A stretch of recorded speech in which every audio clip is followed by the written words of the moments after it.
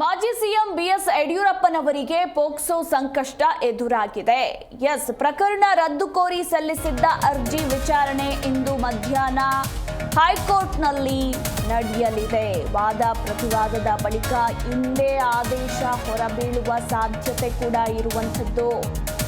ಇಂದು ಮಧ್ಯಾಹ್ನದ ಬಳಿಕ ಹೈಕೋರ್ಟ್ನಲ್ಲಿ ವಾದ ಪ್ರತಿವಾದ ನಡೆದು ಇವತ್ತೇ ಆದೇಶ ಹೊರಬೀಳುವ ಸಾಧ್ಯತೆ ಇದೆ ಅಂತ ಹೇಳಲಾಗ್ತಾ ಇದೆ. ಹೀಗಾಗಿ ಕಾದು ನೋಡಬೇಕು. ಹೈಕೋರ್ಟ್ನಿಂದ ಬರುವಂತಹ ತೀರ್ಪು ಏನಾಗಿರಲಿದೆ ಅನ್ನೋದರ ಕುರಿತು ಸಾಕಷ್ಟು ಕುತೂಹಲ ಕೂಡ ಮೂಡಿಸಿರುವಂಥದ್ದು.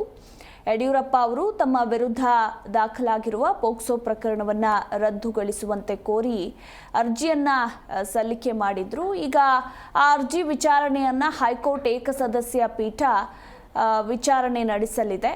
ಇನ್ನು ಈ ಕುರಿತು ನಿನ್ನೆ ಹೈಕೋರ್ಟ್ನಲ್ಲಿ ನ್ಯಾಯಮೂರ್ತಿ ಎಂ ನಾಗಪ್ರಸನ್ನ ಅವರಿದ್ದ ಏಕಸದಸ್ಯ ಪೀಠ ಅರ್ಜಿ ವಿಚಾರಣೆಯನ್ನು ನಡೆಸಿದ್ದು, ವಾದ ಪ್ರತಿವಾದಗಳನ್ನು ಆಲಿಸಿದ ನಂತರ ಇವತ್ತು ಮಧ್ಯಾಹ್ನಕ್ಕೆ ಏನು ವಿಚಾರಣೆಯನ್ನು ಮುಂದೂಡಲಾಗಿತ್ತು. ಹೀಗಾಗಿ ಇವತ್ತು ವಾದ ಪ್ರತಿವಾದದ ಬಳಿಕ ಬಹುತೇಕ ಆದೇಶ ಹಿಂದೆ ಹೊರಬೀಳುವ ಸಾಧ್ಯತೆ ಇದೆ ಅಂತ ಹೇಳಲಾಗ್ತಿದೆ. ಈ ಕುರಿತು ನಮ್ಮ ಪ್ರತಿನಿಧಿ ಭವ್ಯ ಇನ್ನೂ ಹೆಚ್ಚಿನ ಡೀಟೇಲ್ಸ್ ಅನ್ನ ಕೊಡ್ತಾರೆ. ಭವ್ಯ, ಗುಡ್ ಮಾರ್ನಿಂಗ್. ಮಾಜಿ ಸಿಎಂ ಯಡಿಯೂರಪ್ಪನವರಿಗೆ ಪೋಕ್ಸೋ ಸಂಕಷ್ಟ ಎದುರಾಗಿದ್ದು ಇಂದು ಬಹುತೇಕ ಹೈಕೋರ್ಟ್ನಿಂದ ಆದೇಶ ಹೊರಬೀಳುವ ಸಾಧ್ಯತೆ ಇದೆ ಅಂತ ಹೇಳಲಾಗ್ತಿದೆ. ಈ ಬಗ್ಗೆ ಹೆಚ್ಚಿನ ಡೀಟೇಲ್ಸ್.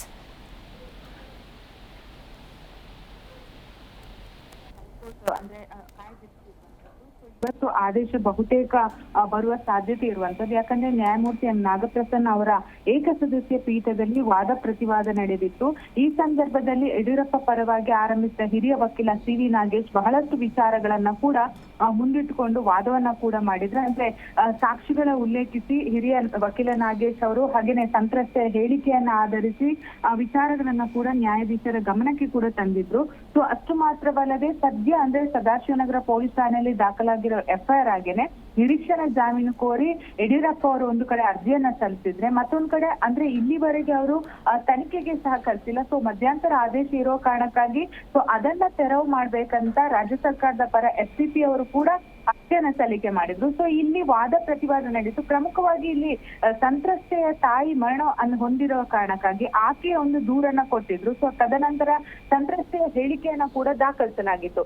ಇಲ್ಲಿ ಅಂದ್ರೆ 161 ಅಡಿಯಲ್ಲಿ ಇನ್ನೂ ಕೂಡ ಹೇಳಿಕೆ ದಾಖಲಿಸಿಲ್ಲ. ಸೊ ಹೀಗಾಗಿ ಪ್ರಮುಖ ವಿಚಾರ ಅಂದ್ರೆ ಬೇಕಂತ ಯಡಿಯೂರಪ್ಪ ಅವರನ್ನ ಈ ಪ್ರಕರಣದಲ್ಲಿ ಸಿಲುಕಿಸಿ ಹಾಕಲಾಗಿದೆ. ಅದು ಮಾತ್ರವಲ್ಲದೆ ಸಂತ್ರಸ್ತೆಯ ತಾಯಿ ಏನಿದ್ದಾರೆ ಸುಮಾರು 15ಕ್ಕೂ ಹೆಚ್ಚು ಅಂದ್ರೆ ಬೇರೆ ಬೇರೆ ರಾಜಕೀಯ ನಾಯಕರುಗಳ ವಿರುದ್ಧ ದೂರನ್ನ ಕೊಟ್ಟಿದ್ದಾರೆ, ಅಂದ್ರೆ ಸುಳ್ಳು ದೂರುಗಳನ್ನ ಕೊಡ್ತಾ ಇರುವಂತದ್ದು. ಸೊ ಈ ರೀತಿಯಾದಂತಹ ವಾದವನ್ನ ಸಿ.ವಿ. ನಾಗೇಶ್ ಅವರು ಮಂಡಿಸಿದ್ರು.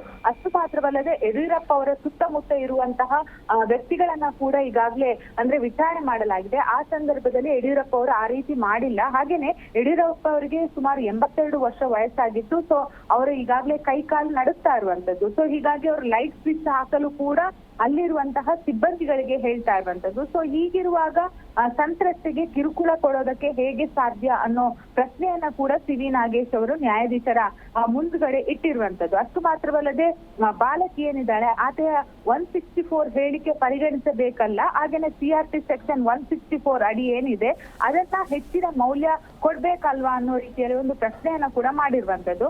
ಪ್ರಮುಖವಾಗಿ ವಾದ ಪ್ರತಿವಾದವನ್ನ ಆಲಿಸಿರುವಂತಹ ನಾಗಪ್ರಸನ್ನ ಅವರು ಯಾವ ರೀತಿಯಾದಂತಹ ಇವತ್ತು ತೀರ್ಪನ್ನ ಕೊಡ್ತಾರೆ ಅನ್ನೋದು ಕೂಡ ಇಲ್ಲಿ ಪ್ರಮುಖವಾಗಿರುವಂತದ್ದು. ಒಂದು ವೇಳೆ ಯಡಿಯೂರಪ್ಪ ಅವರ ವಿರುದ್ಧ ತೀರ್ಪು ಬಂದ್ರೆ ಸದಾಶಿವನಗರ ಪೊಲೀಸ್ ಠಾಣೆ ಹಾಗೇನೆ ಈಗಾಗಲೇ SIT ಒಂದು ತಂಡ ರಚನೆ ಆಗಿದೆ. ಅವರನ್ನ ವಿಚಾರಣೆಗೆ ಹಾಜರಾಗುವಂತೆ ಸೂಚನೆ ನೀಡಬಹುದು. ಅಥವಾ ಅಂದ್ರೆ ಅವರಿಗೆ ಈಗಾಗಲೇ 82 ವರ್ಷ ಆದ ಕಾರಣಕ್ಕಾಗಿ ನ್ಯಾಯಮೂರ್ತಿಗಳು ಕೂಡ ವಿನಾಯಿತಿ ಕೊಡುವ ಸಾಧ್ಯತೆ ಕೂಡ ಇರುವಂತದ್ದು. ಮಧು. ಥ್ಯಾಂಕ್ ಯು ಭವ್ಯ ನಿಮ್ಮೆಲ್ಲ ಮಾಹಿತಿಗಾಗಿ.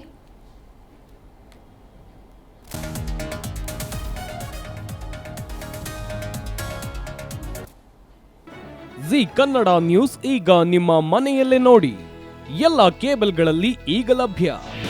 ನಿಮ್ಮ ನೆಚ್ಚಿನ ಜಿ ಕನ್ನಡ ನ್ಯೂಸ್ ಈಗ ಸನ್ ಡೈರೆಕ್ಟ್ ನಲ್ಲಿ number 292, Tata play number 1664, Jio TV number 1334, NXT digital number 30, in cable number 30, city networks 51, U digital number 162, GTPL number 17, Rockline telecommunications number 42, Shri Basaveshwara cable number 168, rural cable network 60, Vinayaka digital 57, Abhishek cable 821, city channel 53, Siddeshwara cable network 57, V4 digital Infotech 628, Surya digital networks 53, Gajanan digital number 836, Malnad Infotech Private Limited number